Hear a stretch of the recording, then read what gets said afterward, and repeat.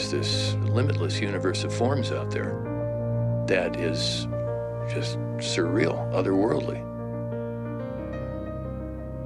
sculptural, architectural, insanely, ridiculously beautiful. And that's when I thought, okay, the story is in the ice, somehow.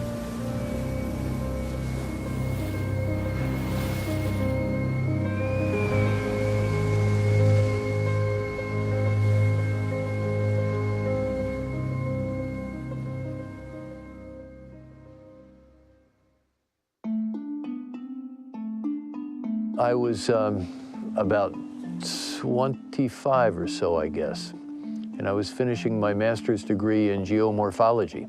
And I loved the science, but I wasn't interested in being a scientist. The modern world of science was all about statistics and computer modeling, and that just wasn't me. I had no contacts in the photo world. I had no knowledge of the photo worlds, but youthful brashness can take you a long way, make things happen. So that's how it worked. I had this idea that the most powerful issue of our time was the interaction of humans and nature. One of the subjects I started to look at involved people hunting. But they were bloody, gory, horrific pictures, hard to look at, hard for me to look at even today. And so when I had this idea to look at endangered wildlife, I realized that I needed to show these things in a more seductive fashion. I had to look at it in ways that would engage people, pull them in. He's always taken the big view. You know, he's not looking at this little micro slice. He's really looking at what humanity is doing from a very large perspective. His books, they force you to regard nature in a way that you're not accustomed to looking at them. He's forcing you to think. He's forcing me to think. And that's what I love about James's work. You know, Ansel Adams was the father of all landscape photography, and he created a movement around wilderness that only images could do. And now you have James with that same kind of eye, but being able to do more with the technology. It isn't just the drive to climb mountains and hang off cliffs. He has the ability to capture it and weigh and communicate it. Observing it and knowing it is one thing. Sharing it and sharing it effectively can change the world.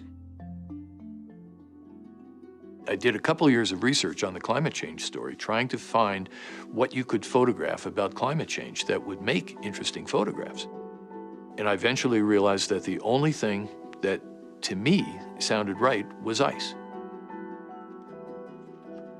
He came to us with a proposal to do a profile of one glacier in Iceland. We essentially countered to him. We said, well, look, why don't we just do a bigger story? It was on the cover of the magazine. Most popular, most well-read story in the last 5 years.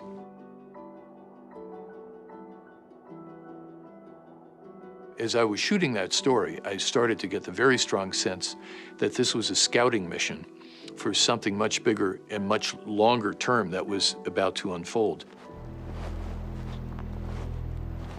The Solheim Glacier, the Sunhouse Glacier in translation, is where I really first got it. That glacier had been receding several hundred feet a year, which is a lot. You normally have a little bit of advance in the wintertime and a little bit of retreat in the summertime. But when you see huge amounts of change, that's outside normal behavior. There was a real sense of the glacier just coming to an end and like this old, decrepit man just, you know, falling into the earth and dying. It was very evocative, very emotional.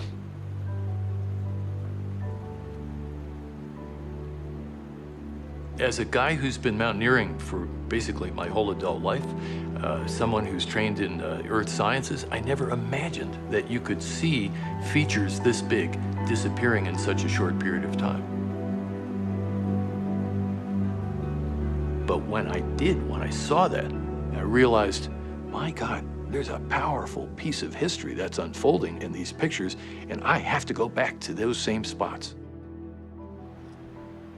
So I set up a whole bunch of camera positions around that glacier where I would just go back and shoot a single frame. You know, one in April, one in October, and we would just see how the glacier changed in 6 months.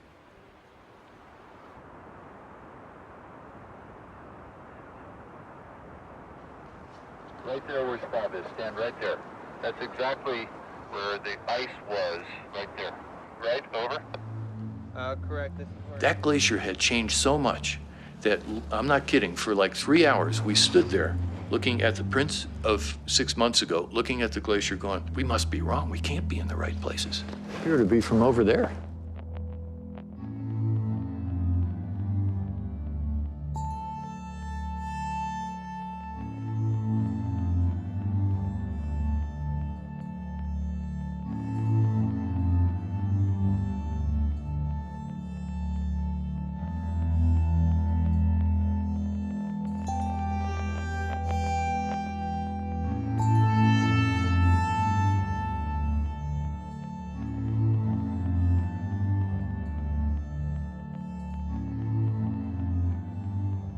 And when I saw those, the lights went off for me. I realized the public doesn't want to hear about more statistical studies, more computer models, more projections. What they need is a believable, understandable piece of visual evidence, something that grabs them in the gut.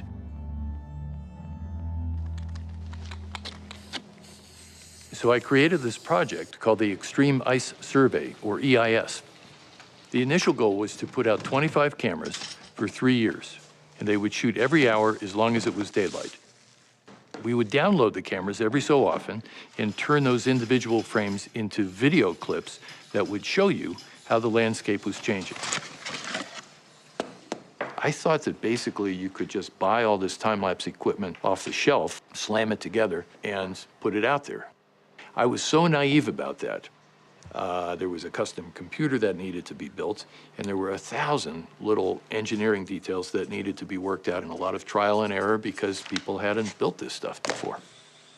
And it was clear to me it would have to be a team effort.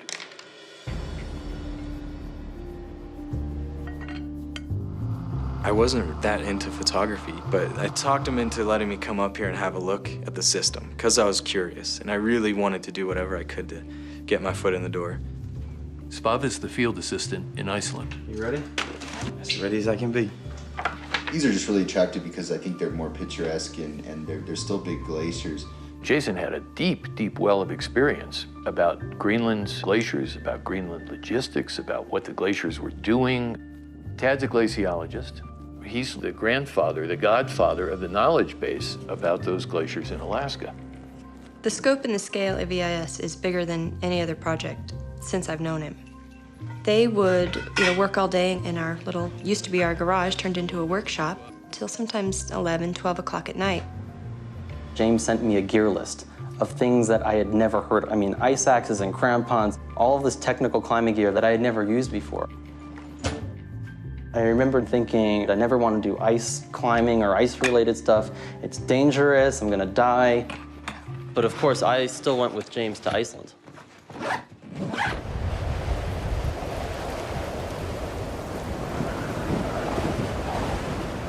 Hey, what? I'm just saying Jesus Christ. I'm just emphasizing how bad the weather is. Yeah, I don't need it. I get it. The essence of the camera systems is based on putting really delicate electronics in the harshest conditions on the planet. They have to withstand hurricane force winds. Negative 40-degree temperatures. It's not the nicest environment for technology to be sitting out in.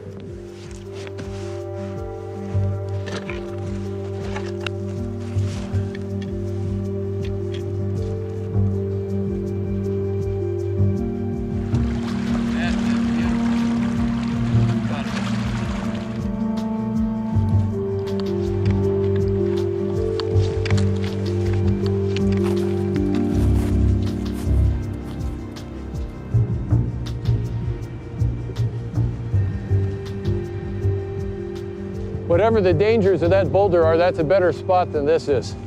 But we found a place to hide the camera. That's the good news.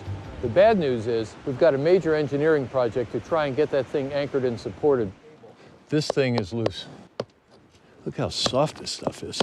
Yeah, it's got to be this action right here.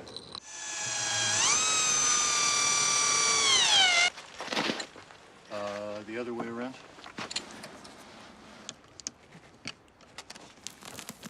Rock!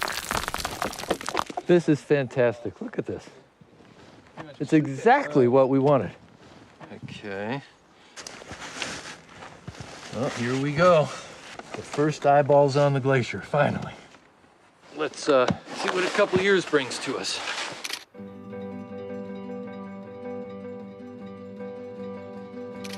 We installed 5 cameras in total on that trip.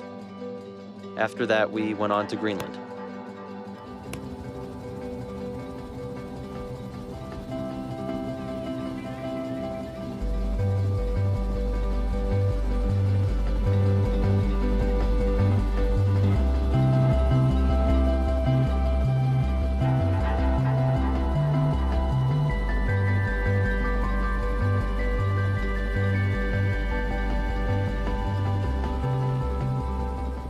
When glaciers break these gigantic icebergs off into the ocean, it's called calving, C-A-L-V-I-N-G.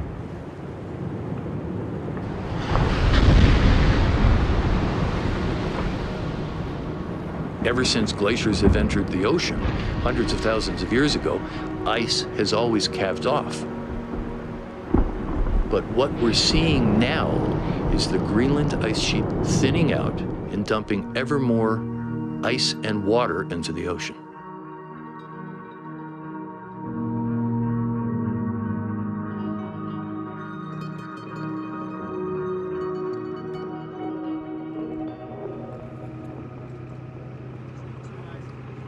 Okay, good. Yep, right up here.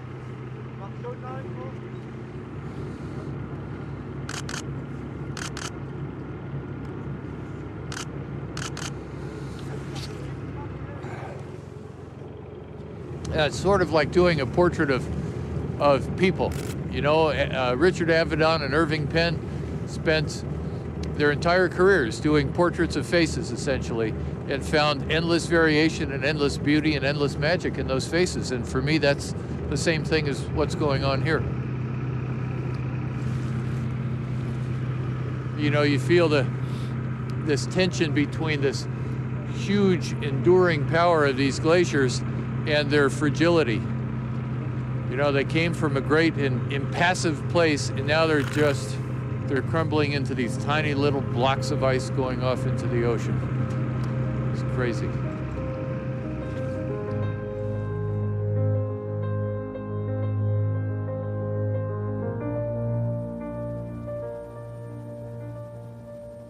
My first trip to Greenland, we were setting up one of the cameras at Store Glacier. When we got there, we saw this really bizarre-looking peninsula just kind of perched out at the front of the calving face of the glacier, where the glacier ends. This thing is going to break off all summer long, man. Look at this. Those peninsulas are just a matter of days, at most a couple of weeks. But it was huge. It was 5 football fields long, 1,500 feet long, and about 300 feet above the surface of the water. As we're setting up the cameras, we also set up a video camera and had it pointed right there at that peninsula, and we just had it rolling, just in case.